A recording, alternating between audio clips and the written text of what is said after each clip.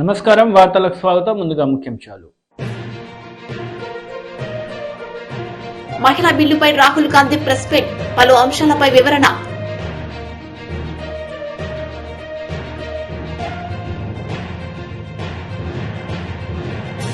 మంత్రి ఆర్కే రోజా మీడియా సమావేశం, బాలయ్యపై ఫైర్, దమ్ముంటే హైకోర్టులో మీసం మెలయ్యంటూ సవాలు.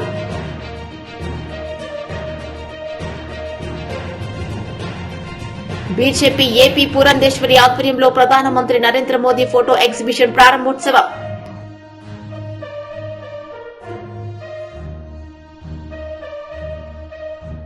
ప్రధాని నరేంద్ర మోదీ నేతృత్వంలో మహిళా రిజర్వేషన్ బిల్లును పార్లమెంటుకు తీసుకురావడం హర్షించదగిన పరిణామం, రాజ్యసభ సభ్యులు లక్ష్మణ్ వెల్లడి.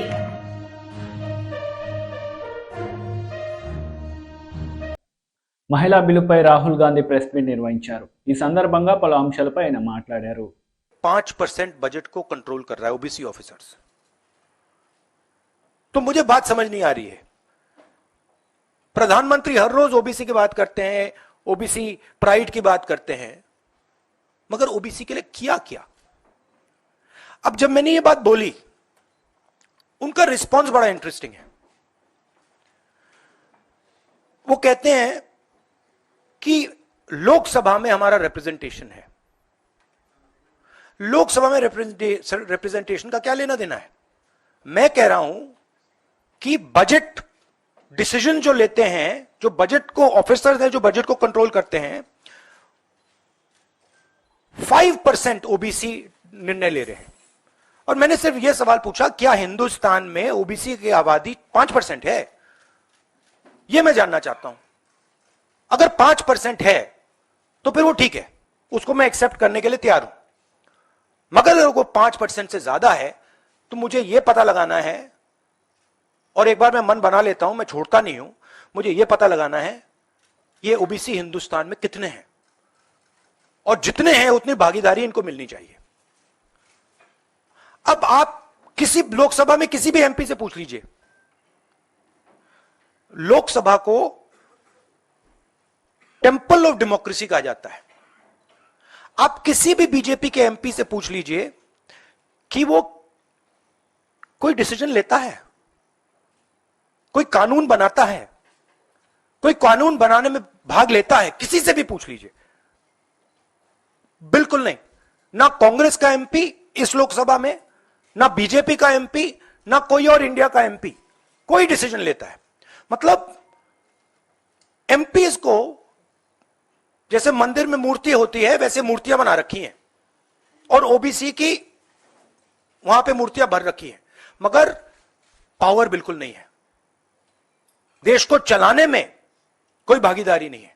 यह सवाल मैंने उठाया है कि क्या, और हर ओबीसी युवा को यह समझना है कि क्या आपको इस देश को चलाने में भागीदारी मिलनी चाहिए, हां या ना?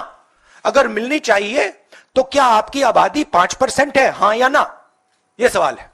और डिस्ट्रैक्शन इस बात से हो रहा है, बीजेपी को ये जो 2 पॉइंट्स हैं, महिला आरक्षण वाले, डिलिमिटेशन और सेंसस, इनको हटा देना चाहिए, और एकदम महिलाओं को जो इज्जत मिलनी चाहिए, जो रिस्पेक्ट मिलनी चाहिए, जो भागीदारी होनी चाहिए, उनको एकदम वो कर दें। और कास्ट सेंसस का जो हमने डेटा निकाला था उसको पब्लिक कर दें, तो सारे हिंदुस्तान के ओबीसी युवाओं को पता लग जाए वो हैं कितने, और नया सेंसस कास्ट बेसिस पे करें। Thank you. और प्रधानमंत्री को अपने अगले भाषण में यह कहना है, यह समझाना है देश को कि हिंदुस्तान के सबसे जरूरी 90 अफसर जो हैं उनमें से सिर्फ 3 ओबीसी क्यों हैं? यह मेन सवाल है। और मैंने दलितों और आदिवासियों की बात ही नहीं की अभी। अंग्रेजी में कह देता हूं। The BJP came up with the idea of a special session. We appreciated that idea with a lot of fanfare and pomp. We moved from the old building to the new building. The Prime Minister, in a very dramatic gesture, carried the Constitution of India from the old building to the new building. And he said that he is passing a very important law. And we agree with him. Women's reservation is a central step in the empowerment of the women of India, and it is a critical step. But when we read the fine print, we found something very interesting. Two little subtexts were there. Number one, this will be done after delimitation. Number two, this will be done after census. What it means is this bill will be implemented a decade from now.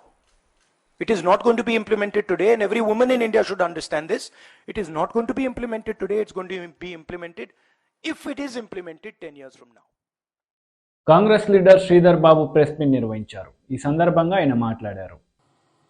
మరి అనేక మందిని కలుస్తాం, వివిధ సంఘాల వారిని కలుస్తాం, విద్యార్థులతో కలుస్తాం, ప్రతి జిల్లాకు వెళ్తాం.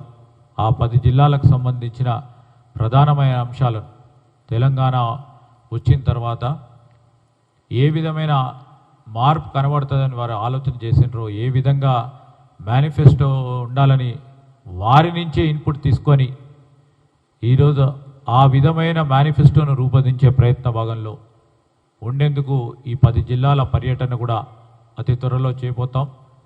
మరి నేను మా మేనిఫెస్టో కమిటీ ఇక్కడికి వచ్చినప్పుడు మీరు ఆ జిల్లాకు సంబంధించిన ఆ జిల్లా వాసులందరూ కూడా మేము రాబోయే కాలంలో జిల్లా స్పెసిఫిక్ మేనిఫెస్టోస్తో పాటు ఆ నియోజకవర్గ స్పెసిఫిక్ మేనిఫెస్టోస్ను కూడా రూపొందించే ప్రక్రియ భాగంలోనే అన్ని జిల్లాలు కూడా తిరుగుతుంది కనుక మీ అభిప్రాయాలను, సలహాలను, సూచనలను మేనిఫెస్టో కమిటీకి ఇవ్వవలసిందిగా వారందరినీ కూడా కోరుకుంటూ, ఈరోజు మరొక ప్రధానమైన విషయం,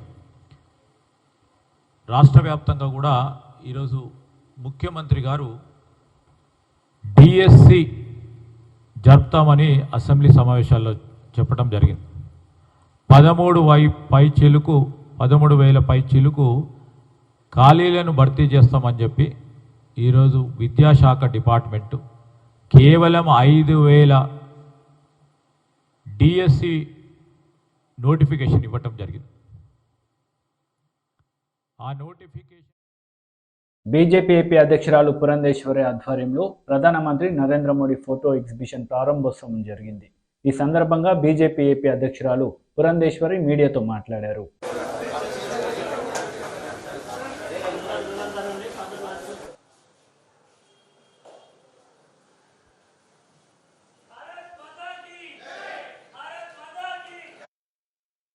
నమస్కారం. వారికి సేవ చేయాలి, సేవలో నిమగ్నం అవ్వాలి అని చెప్పి మా అగ్ర నాయకులు మాకు ఇచ్చినటువంటి ఆదేశం. దానికి అనుగుణంగానే అనేక సేవా కార్యక్రమాలు ఈ 17 నుండి గాంధీ జయంతి వరకు జరుగుతుంది.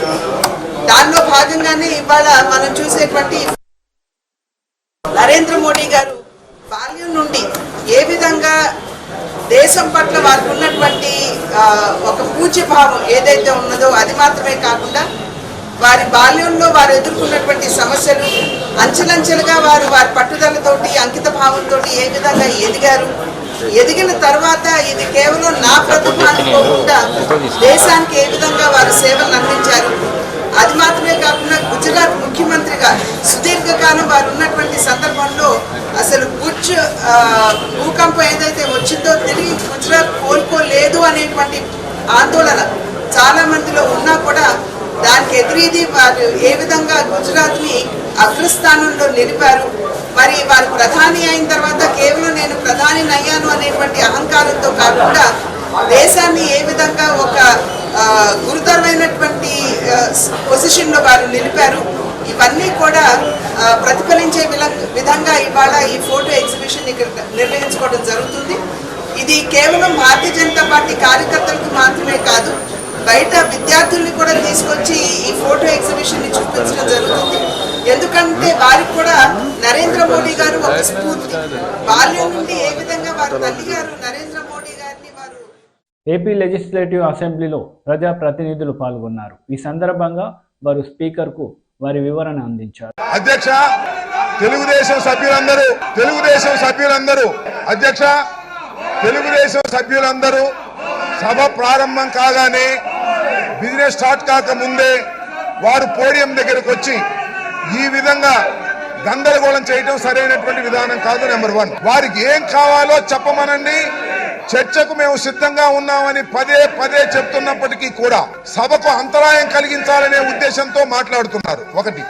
రెండో విషయం ఏంటంటే అది ఎక్కి ఇదేదో తెలుగుదేశం ఆఫీసు లాగా ఇష్టం వచ్చినట్టుగా పాలన గురించి మాట్లాడినా, ఇష్టం వచ్చినట్టుగా జగన్మోహన్ రెడ్డి గారి గురించి మాట్లాడినా, ఇది తెలుగుదేశం ఆఫీసు కాదు, చట్టసభ. జాగ్రత్తగా మాట్లాడవలసినటువంటి బాధ్యత ఉంటుంది. అనవసరమైన పదాలను ఉపయోగిస్తున్నారు. అనవసరమైన పదాలను ఉపయోగిస్తే సహించడానికి ఇక్కడ మేము సిద్ధంగా లేము. అది గుర్తుపెట్టుకోమని మనం చేస్తున్నా. వారికి ఏం కావాలో చెప్పనండి. చర్చ కావాలా? స్కిల్ డెవలప్మెంట్ మీద వాళ్ళ చర్చ ఉంది, దానిలో పాల్గొమనండి. అంతే తప్ప ఏదో గందరగోళం చేసి సభ నుంచి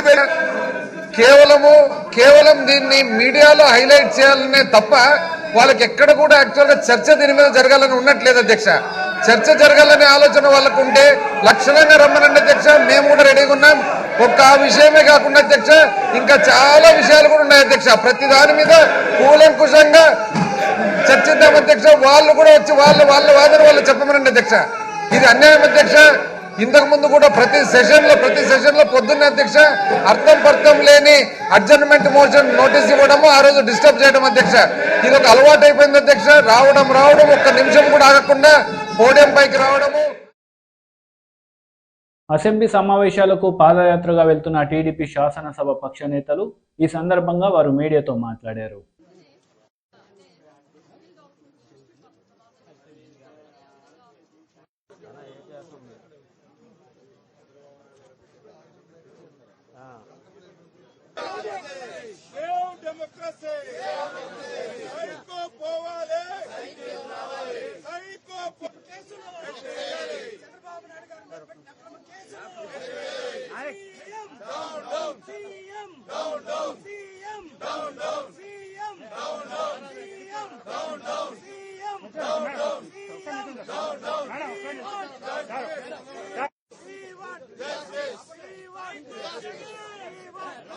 మీరు చూస్తా ఉన్నారు. మేము అడుగుతా ఉన్నాం, ఈ దుర్భిత్తి పాలనకి చర్మాంకం పడిగే రోజు వచ్చింది. ఇవాళ రాష్ట్ర వ్యాప్తంగా, ప్రపంచవ్యాప్తంగా, దేశవ్యాప్తంగా వేలాది మంది, లక్షలాది మంది చంద్రబాబు గారి సంఘీభావం చెబుతున్నారంటే ఆయన తప్పు చేయలేదన్న భావంతో చేస్తా ఉన్నారు. ఇవాళ వ్యవస్థను మేనేజ్ చేస్తున్నాడు. తను దోచిన డబ్బుతో, దోపిడీ సొమ్ముతో వ్యవస్థను మేనేజ్ చేస్తున్నాడు. న్యాయ వ్యవస్థను కూడా ప్రభావితం చేయాలన్న ఆలోచన పనిచేస్తా ఉన్నాడు. పోలీసు వ్యవస్థని దుర్వినియోగం చేస్తా ఉన్నాడు.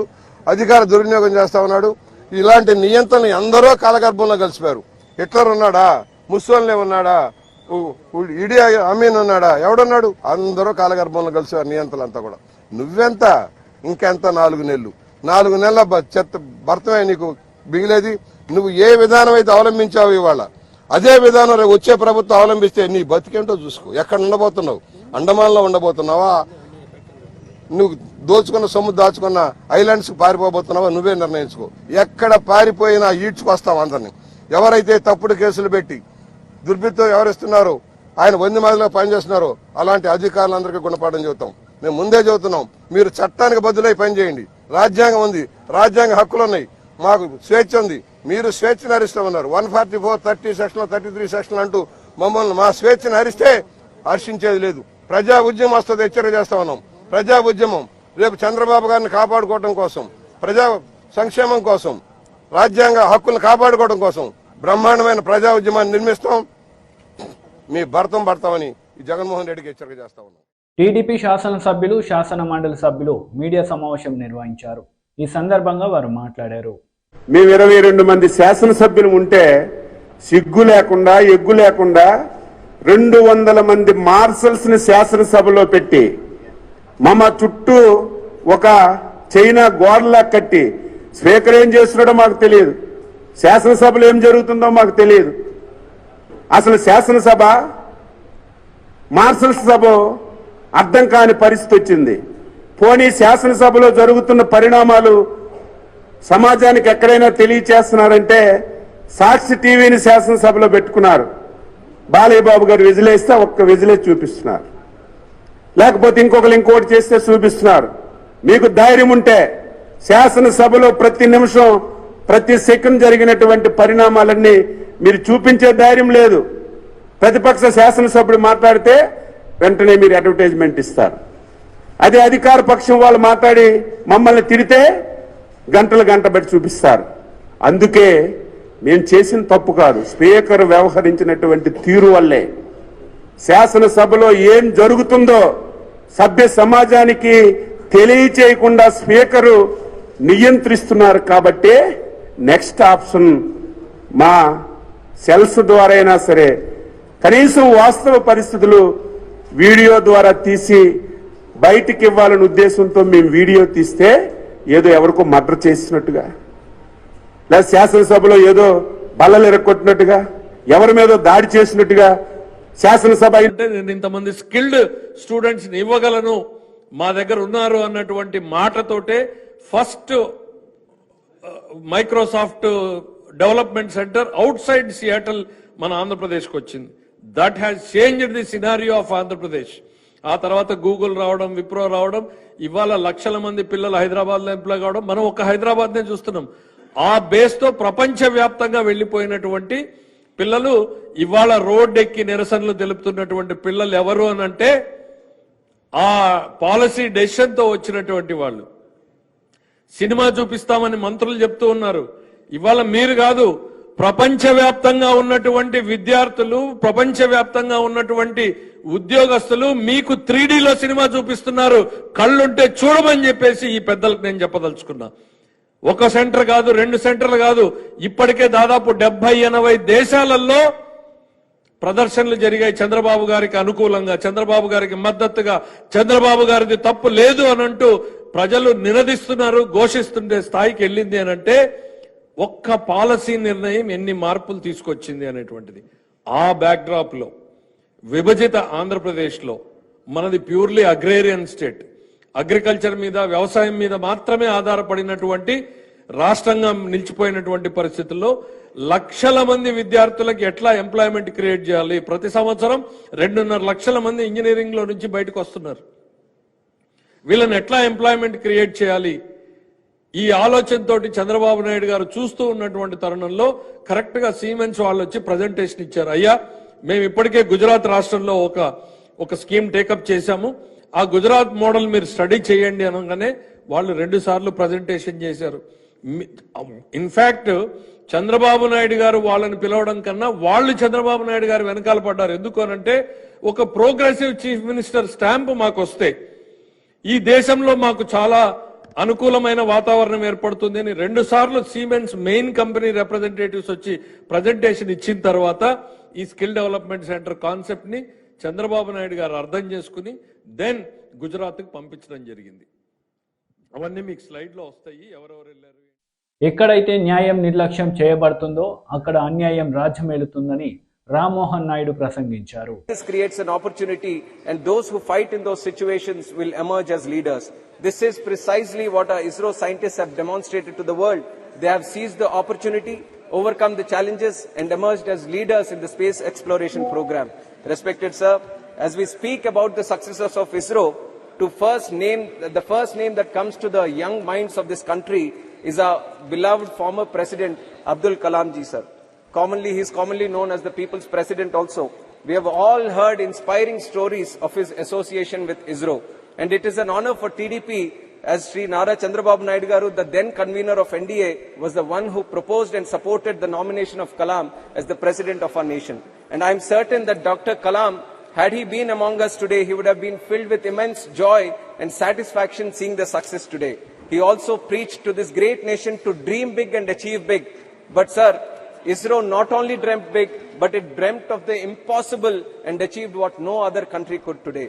It's now upon the central government to take these great technological advances and breakthroughs and use them for the benefit of 140 crore people of this country, sir. And I take immense pride in serving under the leadership of Chandrababu Naidu Garu, who encapsulates the above thought brilliantly. I would like to highlight certain programs where our leader engaged with ISRO to help resolve issues faced by the people of Andhra Pradesh when he was the Chief Minister, sir. The lightning alert system, which was initiative launched to help warn people about possible lightning and staying safe, sir. And it was a lot of beneficial program for my constituency of Srikakulam, as it is a cyclone-prone area. And envisioning the use of satellite imagery for crop health monitoring, yield protections, and crop insurance payouts, sir. And the government is today using it for Pradhan Mantri Fasal Bima Yojana also, and building spatial dashboards to monitor big development infra projects like Polavaram and other ones, sir. Monitoring groundwater levels and actively working with young entrepreneurs to develop technology that can benefit the common man. We should also acknowledge the rapid growth in our private sector's involvement in the development of space technologies. Jubilee hills Congress party నాయకుడు మాజీ భారత cricketer Azharuddin పర్యటించారు. ప్రజల సమస్యలను అడిగి తెలుసుకున్నారు.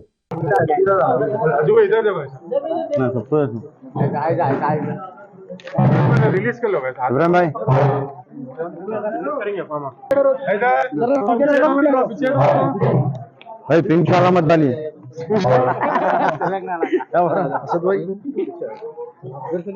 असद भाई उल्टा उल्टा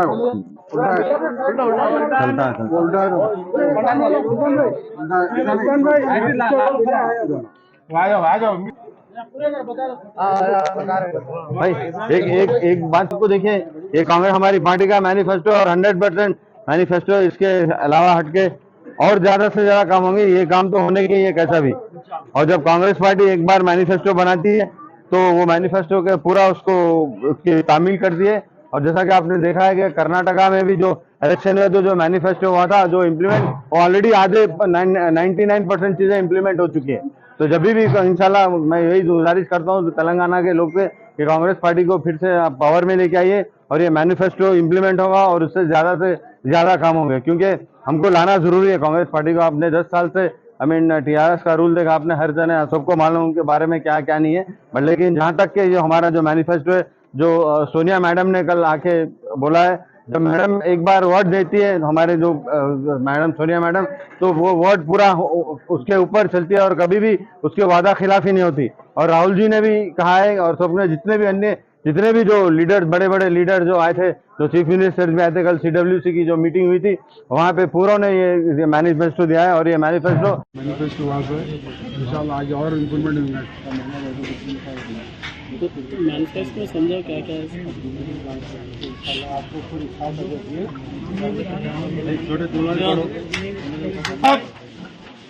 शरीफ साहब, अकबर शरीफ, आओ सामने, आओ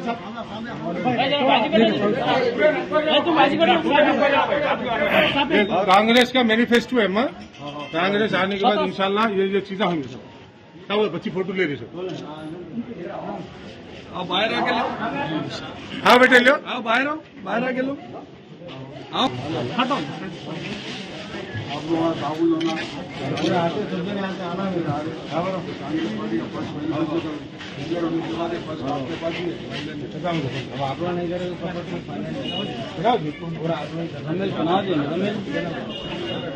इंशाल्लाह जीत के फिर पहला यहाँ पर ही होगा इंशाल्लाह। ना बात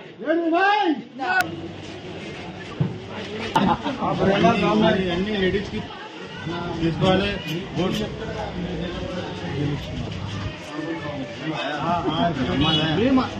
అమ్మ ఇంకా 100 మంది చెప్తాము 100 మంది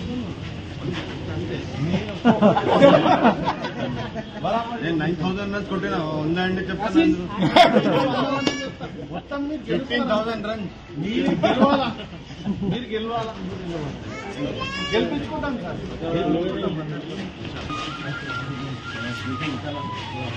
कांग्रेस का आप लोग को बैटिंग बोलो, मैं तो बैटिंग आप भी बाप तो खाली जाके मैं तो आप लोग जैसे जाने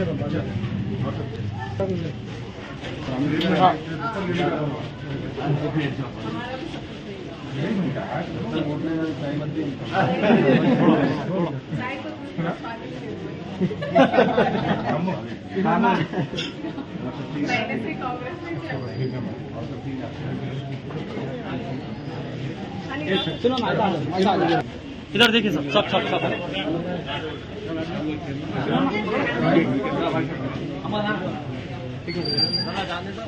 हमारा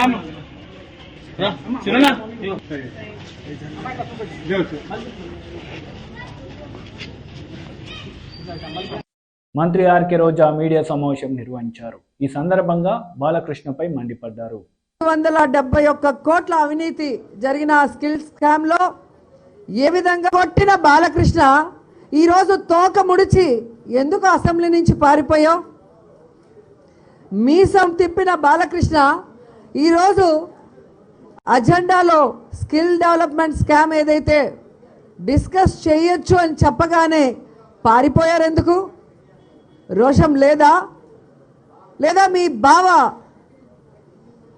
తుప్పు కాదు నిప్పు అని చెప్పడానికి నీ మనస్సాక్షి ఒప్పుకోలేదా అని అడుగుతున్నాను.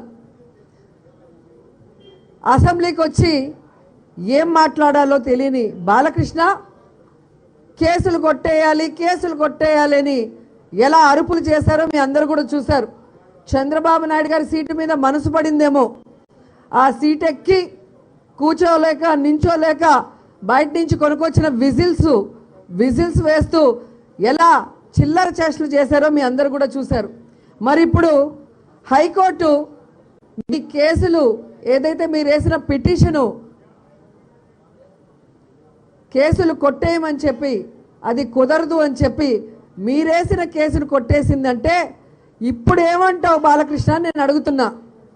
అసెంబ్లీలో వచ్చి చిల్లర చేష్టలు చేయడం కాదు, నీకు దమ్ముంటే ధైర్యం ఉంటే హైకోర్టు దగ్గరికి వెళ్ళి జడ్జి గారి ముందర ఇలాగే తొడగొట్టి మీసాలు తిప్పి విజిల్స్ వేయండి, అప్పుడు తెలుస్తుంది నిజంగా ఎంత సిగ్గుచేటంటే ఈ తెలుగుదేశం పార్టీ వాళ్ళు అబద్ధాన్ని 10 సార్లు చెప్తే జనాలు నిజమని నమ్ముతారు అనుకొని చంద్రబాబు నాయుడు దేవుడు, చంద్రబాబు నాయుడు ప్రజల కోసం పోరాటాలు చేశాడు, ఆయన 2 తెలుగు రాష్ట్రాల కోసమే ఎప్పుడూ ఆలోచిస్తాడని వాళ్ళ కుటుంబ సభ్యులు చెప్తుంటే ప్రజలు అదే నిజం అనుకుంటారని వీళ్ళు అనుకుంటున్నారు.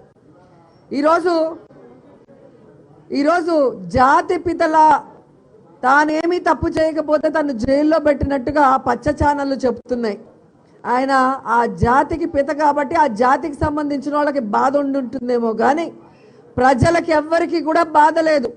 ఎందుకంటే ఇది ప్రజాధనాన్ని ముఖ్యమంత్రి స్థాయిలో కూర్చొని చంద్రబాబు నాయుడు ఏ విధంగా దోచుకున్నాడు, ముఖ్యంగా పేద పిల్లలకి సంబంధించిన ఈ స్కిల్ డెవలప్మెంట్ని పిల్లల చదువుకి కాకుండా తన దోపిడీకి ఉపయోగించుకున్నారన్న కోపం ప్రజల్లో ఈరోజు ముఖ్యంగా యువతలో ఎక్కువగా కనిపిస్తుంది. అందుకే ఎవరు కూడా ప్రజలు కానీ యువత కానీ చంద్రబాబు నాయుడు గారికి మద్దతుగా రోడ్డు మీదకి రాలేదు అన్న విషయం ఈరోజు అందరికీ అర్థమైన విషయం. అయినా కూడా సిగ్గు లేకుండా జగనన్న క్షమాపణ చెప్పాలి అని చెప్పి తెలుగుదేశం పార్టీ వాళ్ళు అడుగుతున్నారు. నేను అడుగుతున్నాను, జగనన్న ఎందుకు క్షమాపణ చెప్పాలి? ప్రజలు డబ్బు దోచుకున్న చంద్రబాబు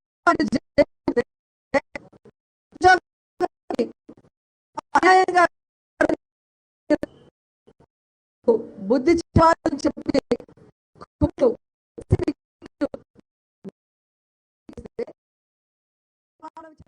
ప్రధాని నరేంద్ర మోడీ నేతృత్వంలో మహిళా రిజర్వేషన్ బిల్లును పార్లమెంటుకు తీసుకురావడం హర్షించదగిన విషయమని రాజ్యసభ సభ్యులు డాక్టర్ లక్ష్మణ్ అన్నారు. धन्यवाद। मोदी जी के नेतृत्व में संभव इसीलिए हुआ, कई लोग तो कई साल से प्रयास किया जा रहा पर किसी से मुमकिन नहीं हुआ, मोदी जी से मुमकिन हुआ, इसलिए मोदी जी है तो मुमकिन है।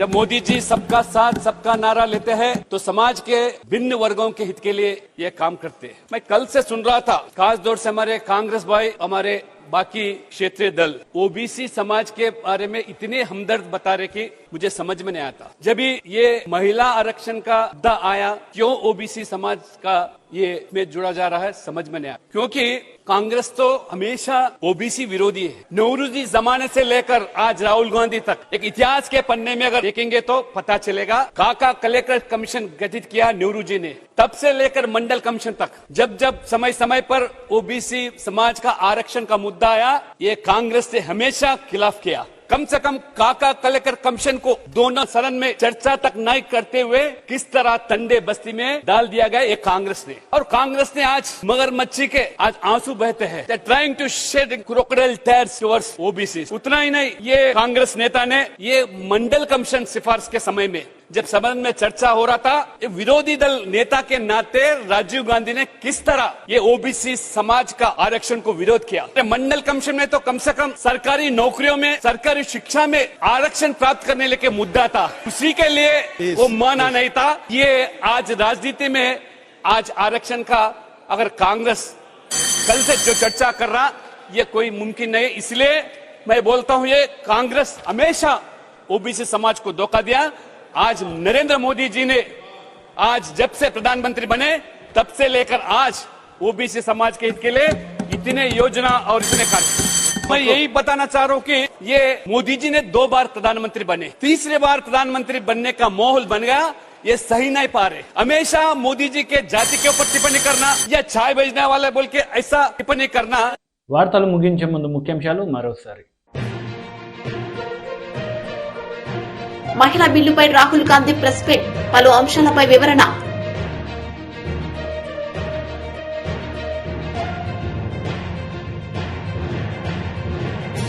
మంత్రి ఆర్కే రోజా మీడియా సమావేశం, బాలయ్యపై ఫైర్, దమ్ముంటే హైకోర్టులో మీసం మెలయ్యంటూ సవాలు.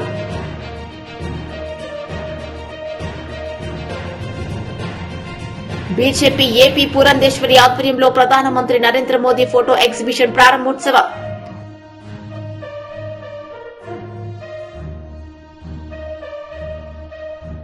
ప్రధాని నరేంద్ర మోదీ నేతృత్వంలో మహిళా రిజర్వేషన్ బిల్లును పార్లమెంటుకు తీసుకురావడం హర్షించదగిన పరిణామం. రాజ్యసభ సభ్యులు లక్ష్మణ్ వెల్లడి.